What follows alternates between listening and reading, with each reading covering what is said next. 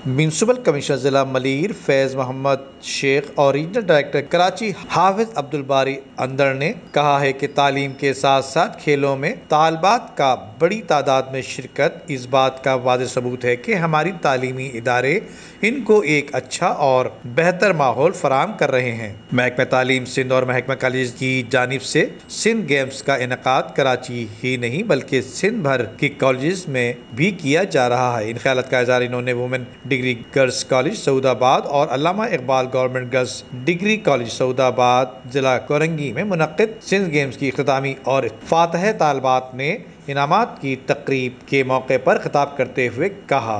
मेहमान खुसूसी municipal commissioner जिला मलीर फैज मोहम्मद शेख और रीजनल डायरेक्टर कॉलेज कराची हाफिज अब्दुल बारी अंदर ने कामयाब तालबात में इनामात तकसीम किए। इस मौके पर principal degree college Saudabad professor Majida Tareen भी इनके हमरा मौजूद थीं।